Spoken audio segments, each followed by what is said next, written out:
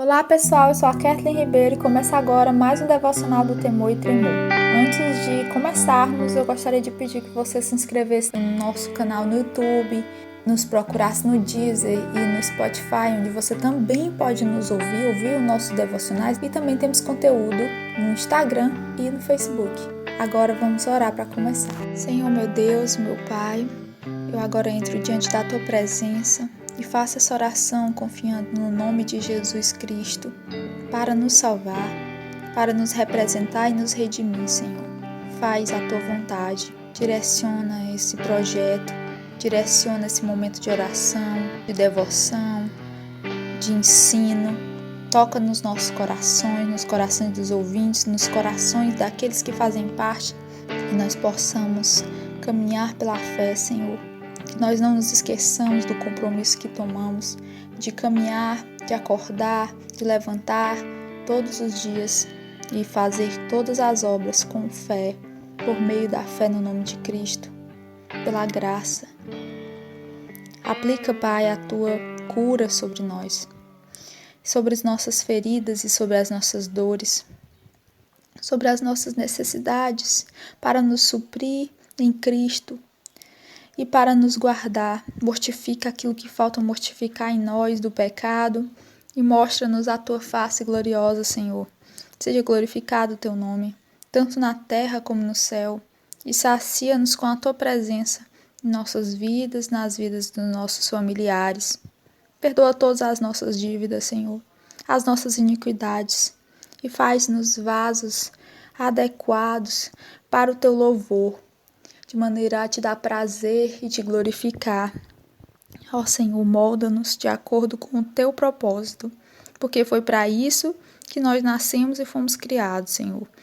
Ainda que o mundo nos odeie, ou ainda que todos nos persigam com ódio cruel, Senhor, nós sabemos que Tu tens nos chamado e que as Tuas palavras são as palavras da vida eterna. Salva-nos em nome do Teu Filho. Amém. Agora eu vou fazer a leitura de Atos capítulo 17, versos de 1 a 9, eu quero que vocês acompanhem.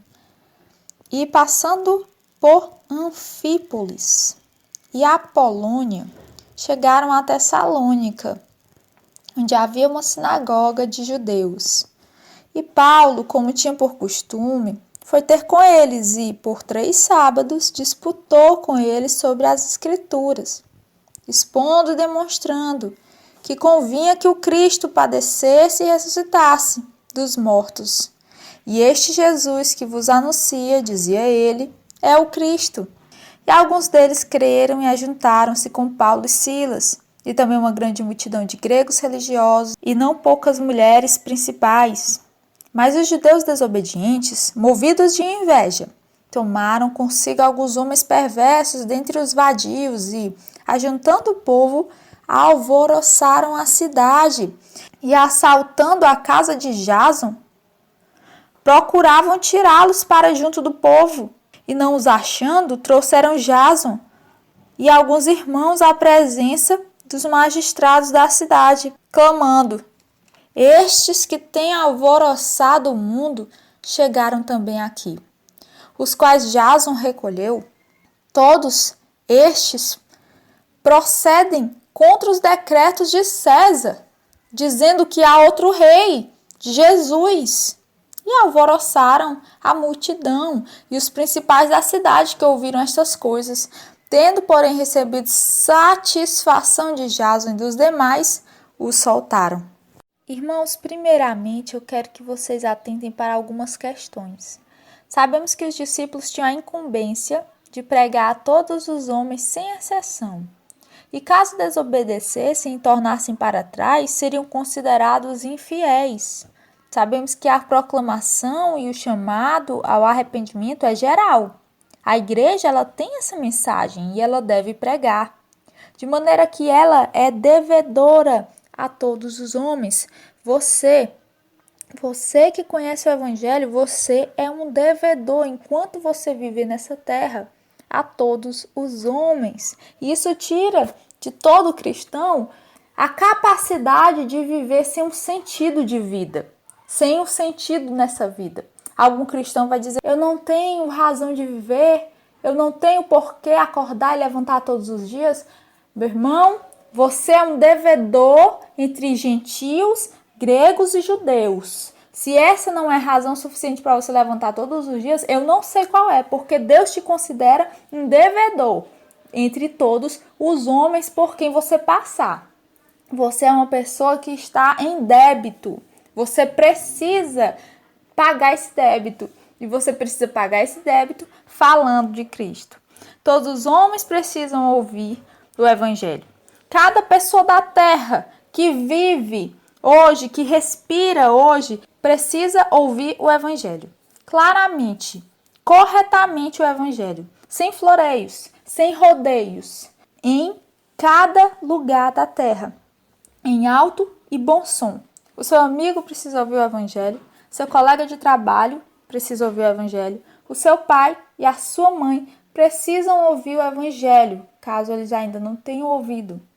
E Paulo e seus colegas de viagem, né, Timóteo e tal, Silas, se esforçavam para que isso ocorresse. Eles se esforçavam, eles se gastavam para levar aquela mensagem, porque eles sabiam que eles eram devedores entre todos os homens que passavam pela vida deles. Todas as pessoas. Nessa passagem, vemos 3 sábados de debates, 3 sábados consecutivos, disputa apologética diante dos homens, diante dos judeus, diante do mundo. Nós não temos acesso ao conteúdo da argumentação feita por Paulo naqueles dias, mas sabemos que se ele pregou aos judeus, e os judeus eram conhecedores, os judeus eram muito sábios naquela palavra de Deus que foi lhe confiada, e aquela era uma sinagoga, era um episódio ocorrido em uma sinagoga, então nós sabemos que se ele pregou aos judeus numa sinagoga, então com certeza houve muita riqueza de detalhes escriturísticos apontados por Paulo como evidência, tanto na lei e nos profetas, de que Cristo era o Messias. E a palavra de Deus aqui diz mais, posto que lemos que o apóstolo buscava demonstrar aos judeus que, segundo as profecias, o Cristo tinha de morrer, ele tinha de ressuscitar entre os mortos, ele não viria de forma triunfante, mas ele padeceria. E Paulo usava as Escrituras, o Velho Testamento, para demonstrar isso, e ele concluía: e este Jesus que vos anuncio é o Cristo, é o Messias, ele é de quem falam essas coisas, de quem falaram os profetas, este Jesus a quem vos anuncio. A segunda coisa para a qual eu quero que vocês atentem é que, segundo a soberania eterna e bendita, bem como de acordo com o propósito beneplácito de Deus, o Evangelho sempre gera efeitos. Aqui os discípulos se dirigiram, os missionários se dirigiram aos varões da Tessalônica, a segunda maior cidade grega, privilegiada pela posição estratégica por causa do porto que possuía, e por isso ela era próspera. E era a principal cidade da região da Macedônia. Vocês lembram, não é, do sonho de Paulo?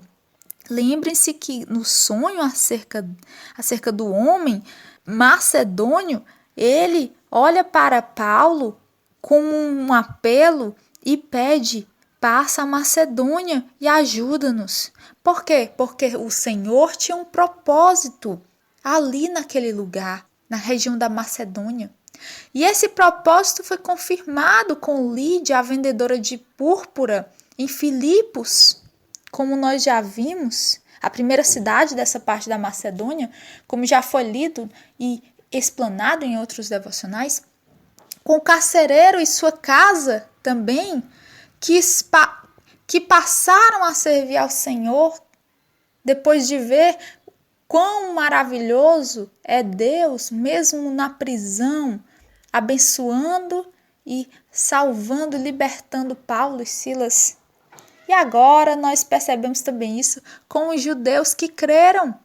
Aqui em Tessalônica, mediante o discurso de Paulo, a multidão de gregos também e as mulheres principais, a Bíblia diz, não poucas mulheres creram, das principais da cidade. Então nós vemos Deus confirmando a sua palavra e o seu propósito ao chamar Paulo para a Macedônia, guiando-o para que o evangelho tivesse fruto e prosperasse naquilo para o qual Deus convocou, aquilo para o qual Deus chamou eles. O evangelho prospera. Irmãos, não temam empreender grandes coisas em nome do Senhor e do trabalho a Deus, porque o evangelho prospera. Todavia, o evangelho não prospera sem luta e sem muitas provações. E nisso nós adentramos no terceiro ponto deste devocional explanado. Amados, os desobedientes, os endurecidos, eles não ouvirão o evangelho de forma calada e passiva. E aqueles que não aceitam o evangelho, a mensagem de Timóteo, Paulo e Silas, eles se levantam e instigam o povo da cidade contra os santos de Deus. Aqui nós lemos que não somente os missionários pregadores do evangelho são perseguidos, mas também aqueles que ajudam. Os judeus desobedientes atacaram Jason ou Jazão, que era aquele que acolheu os missionários em sua casa em Tessalônica e utilizou sua casa como ponto estratégico para estadia dos missionários. Jazão de Tarso, conforme a tradição, também contado entre os 70 discípulos. O que aconteceu aqui, no entanto, foi que por conta de sua ajuda, muitos homens perversos, instigados pelos judeus que não creram na mensagem, se reuniram, bem como os vadios daquela cidade, para arrancá-los das casas, entregá-los ao povo, talvez para linchá-los, eu não sei. Só que o que aconteceu foi que eles não conseguiram achar Paulo, Silas e Timóteo, apenas Jazão, e levaram ele até os magistrados, dizendo: estes que têm alvoroçado o mundo chegaram também aqui. Veja como eles consideram aqueles que servem a Deus e possuem o testemunho de Jesus Cristo, aqueles que alvoroçam todo o mundo. Pessoal, lembrem-se que isso não é algo que aconteceu naquela época e que não acontece hoje também. Vejam, por exemplo, Nabil Rabash Salama, um cristão copta de 62 anos, um senhor joalheiro que foi morto mês passado com um tiro nas costas pelo ISIS. Qual o crime dele? Ter tirado de suas economias uma pequena quantia para a construção e a plantação da única igreja cristã na cidade de Bir al-Abd, no Egito. Semelhantemente ao que aconteceu a Jazão, que tão somente recolheu os discípulos, os missionários em sua casa e foi levado de maneira violenta, talvez, nós não sabemos como foi, entendemos aqui que o texto fala que os judeus trouxeram uma grande multidão para que pudesse levar aquelas pessoas que ali estavam para o magistrado. Nós não sabemos o ódio das pessoas, como foi, se ele foi esbofeteado enquanto a multidão apertava cada um deles. Jazão e alguns irmãos, Paulo, Silas e Timóteo, felizmente não foram encontrados. Talvez, se eles tivessem sido encontrados, eles teriam sido mortos pela multidão. Mas o fato é que Jazão foi levado aos magistrados. E por que ele foi levado? Qual foi o crime dele?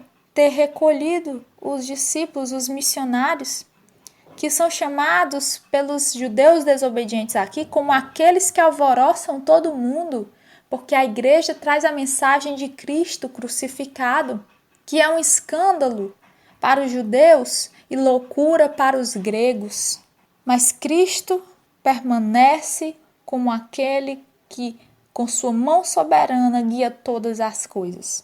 Nós sabemos que, graças a Deus, Jazão de Tarso não foi morto, mas, tendo ouvido as suas palavras, os magistrados soltaram eles. Mas fica o exemplo aqui para nós, que desejamos servir a Cristo.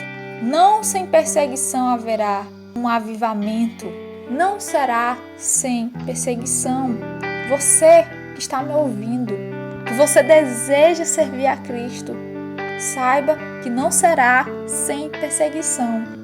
E mesmo aqui na Tessalônica, muitos tendo crido, muitos homens gregos, judeus e muitas mulheres excelentes, conhecidas na cidade, não houve essa vitória sobre as potestades, sem que houvesse também perseguição. Então sejamos conscientes, tomemos toda a armadura de Deus para que possamos ficar firmes no dia mau e não negligenciemos o inimigo que tão de perto nos rodeia, mas sejamos prudentes e sábios, compreendendo todas as coisas, provando tudo e remindo o tempo. Que Deus abençoe você para a glória de Cristo Jesus.